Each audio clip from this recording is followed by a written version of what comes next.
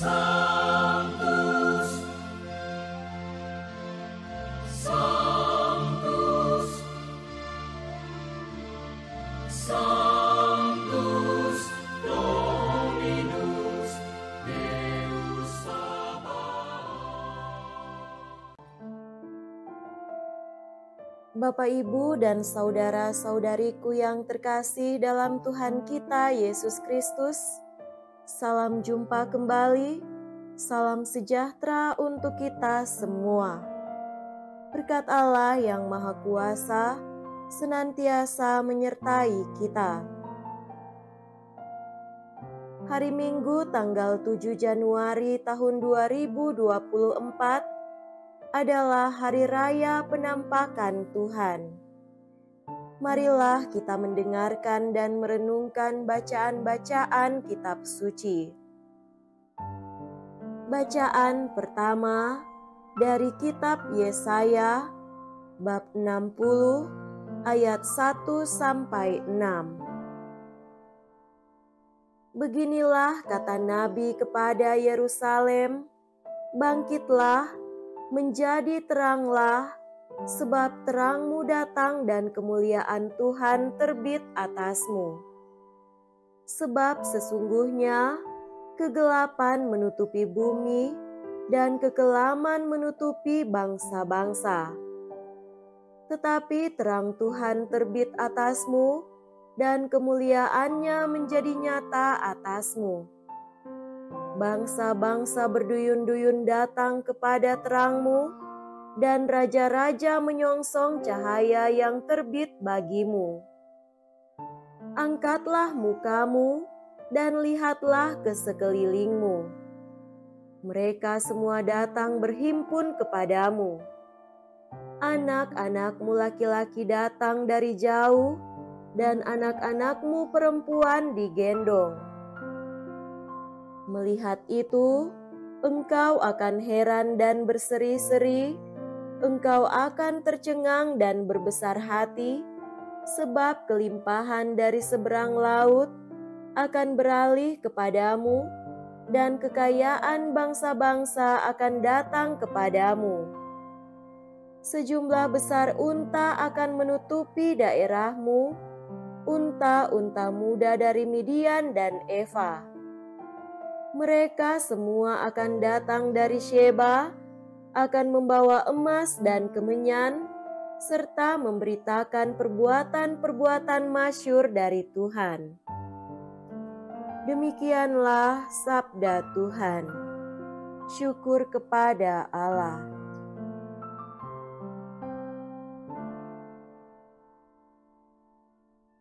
Bacaan kedua dari surat Rasul Paulus kepada jemaat di Efesus, bab 3 ayat 2 sampai 3a dan ayat 5 sampai 6. Saudara-saudara, kamu telah mendengar tentang tugas penyelenggaraan kasih karunia Allah yang telah dipercayakan kepadaku demi kamu, yakni bagaimana rahasianya telah dinyatakan kepadaku melalui wahyu. Pada zaman angkatan-angkatan dahulu, rahasia itu tidak diberitakan kepada umat manusia, tetapi sekarang dinyatakan dalam Roh kepada para rasul dan para nabinya yang kudus. Berkat pewartaan Injil, orang-orang bukan Yahudi pun turut menjadi ahli waris, menjadi anggota-anggota tubuh, serta peserta dalam janji yang diberikan Kristus Yesus. Demikianlah sabda Tuhan. Syukur kepada Allah.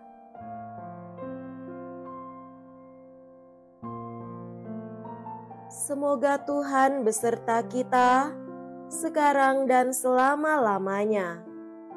Inilah Injil suci menurut Matius. Dimuliakanlah Tuhan. Injil Matius bab 2 ayat 1 sampai 12. Pada zaman pemerintahan Raja Herodes, Sesudah Yesus dilahirkan di Betlehem di tanah Yudea, datanglah orang-orang Majus dari timur ke Yerusalem. Mereka bertanya-tanya, "Di manakah raja orang Yahudi yang baru dilahirkan itu? Kami telah melihat bintangnya di ufuk timur, dan kami datang untuk menyembah Dia." Mendengar hal itu, terkejutlah Raja Herodes beserta seluruh Yerusalem. Maka lalu dikumpulkannya semua imam kepala dan ahli Taurat bangsa Yahudi, kemudian dimintanya keterangan dari mereka di mana Mesias akan dilahirkan. Mereka berkata kepadanya, "Di Betlehem di tanah Yudea, karena beginilah ada tertulis dalam kitab Nabi, dan engkau, Betlehem di tanah Yehuda, engkau sekali-kali bukanlah yang terkecil di antara mereka yang memerintah Yehuda, karena daripada mula akan bangkit seorang pemimpin yang akan menggembalakan umatku Israel." Lalu dengan diam-diam, Herodes memanggil orang-orang Majus itu dan dengan teliti bertanya kepada mereka kapan bintang itu tampak. Kemudian ia menyuruh mereka ke Betlehem, katanya, "Pergilah dan selidikilah dengan teliti, dan segera sesudah kamu menemukan dia, kabarkanlah kepadaku supaya aku pun datang menyembah dia." Setelah mendengar kata-kata Raja Herodes, berangkatlah para Majus dan lihatlah, bintang yang mereka lihat di timur itu mendahului mereka hingga tiba dan berhenti di atas tempat di mana anak itu berada. Ketika melihat bintang itu, sangat bersukacitalah mereka. Maka masuklah mereka ke dalam rumah itu dan melihat anak itu bersama Maria ibunya. Lalu mereka sujud menyembah Dia. Mereka pun membuka tempat harta bendanya dan mempersembahkan persembahan kepada anak itu, yaitu emas, kemenyan, dan mur. Kemudian karena diperingatkan dalam mimpi supaya jangan kembali kepada Herodes, mereka pun pulang ke negerinya melewati jalan lain. Demikianlah sabda Tuhan. Terpujilah Kristus.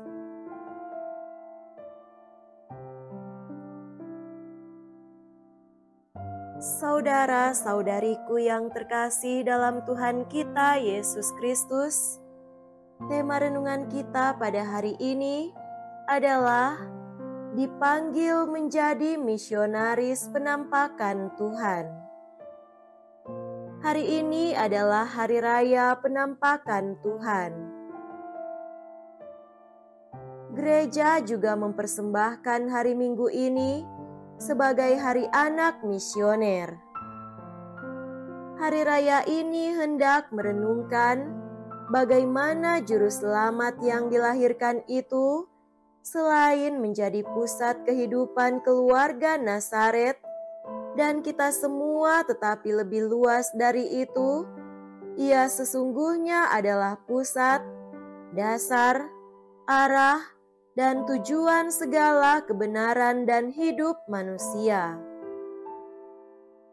Berkaitan dengan Hari Anak Misioner hari ini, hari raya ini serentak menjadi inspirasi dan panggilan bagi kita untuk menjadi misionaris kebenaran atau kehadiran Tuhan bagi siapapun, dimanapun dan kapanpun. Yesaya dalam bacaan pertama menunjuk 2 poin penting tersebut melalui penglihatan rohaninya atas apa yang sudah sedang dibuat Tuhan bagi Israel bangsanya. Apa yang disaksikan oleh Yesaya ini terlihat lebih nyata dan hidup dalam Injil Matius hari ini. Terang kemuliaan dan kehadiran Allah itu nampak secara nyata dalam diri Sang Juru Selamat yang lahir di kandang Betlehem. Sedemikian luar biasanya kemuliaan Allah itu, sampai hal itu menggugah hati dan mendorong tiga tokoh besar dunia timur, yakni Majus atau Sarjana atau Raja, yakni Gaspar, Baltasar, dan Melkior, untuk pergi menuju Yerusalem, mencari dan menemukan Sang Juru Selamat yang dilahirkan di Betlehem.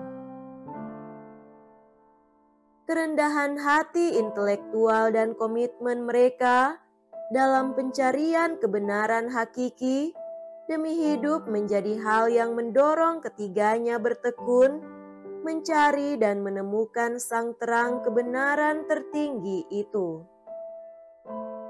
Setelah dibimbing oleh terang bintang hingga tiba di Yerusalem, mereka bertanya, "Di manakah dia raja orang Yahudi yang baru dilahirkan itu? Kami telah melihat bintangnya di timur, dan kami datang menyembah dia." Dan lihatlah, bintang yang mereka lihat di timur itu mendahului mereka hingga tiba dan berhenti di atas tempat di mana anak itu berada. Ketika mereka melihat bintang itu, sangat bersukacitalah mereka. Maka masuklah mereka ke dalam rumah itu dan melihat anak itu bersama Maria ibunya, lalu sujud menyembah dia.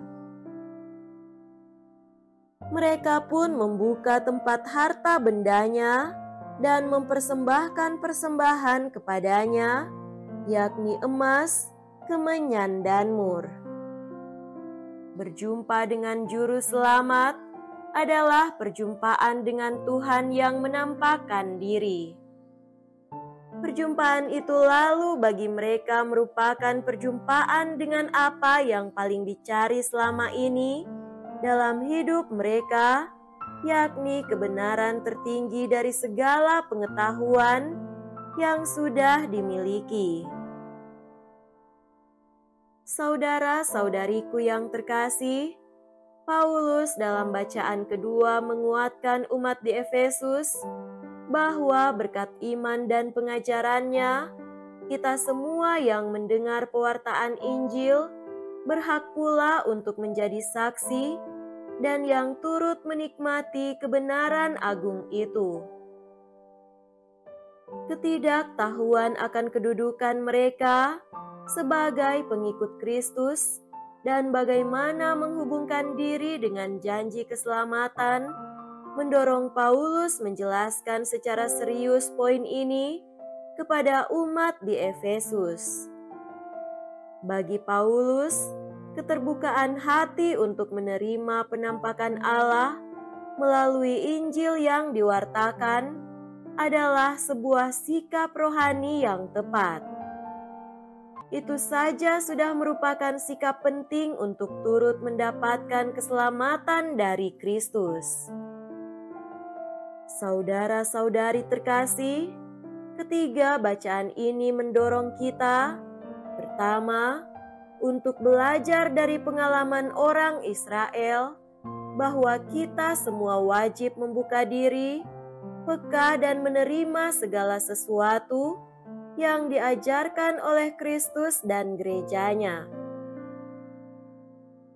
Kedua, kita belajar dari bangsa-bangsa lain atau para Majus yang dengan segala kerendahan hati dan ketekunan mencari dan menemukan kebenaran yang hakiki dari Allah itu. Hal itu wajib dicari dan hanya ditemukan dalam diri Kristus. Seiring dengan Hari Anak Misioner ini, kita dipanggil untuk menjadi saksi dan misionaris penampakan diri Allah dalam diri Yesus Kristus itu. Kita diundang untuk membuka diri, mencari dan menemukan kebenaran itu, dan sekaligus menjadi misionaris untuk memberikan kesaksian tentang kebenaran agung itu. Kebenaran itu puncaknya hanya ada dalam diri Kristus dan gereja yang mewartakannya. Menghadapi pelbagai arus informasi, pandangan hidup, ilmu pengetahuan yang sering membingungkan ini, kita didorong menjadi misionaris yang mewartakan bahwa hanya dalam diri Yesus dan sabdanya, kebenaran yang sesungguhnya itu ada dan pasti. Semoga demikian. Amin.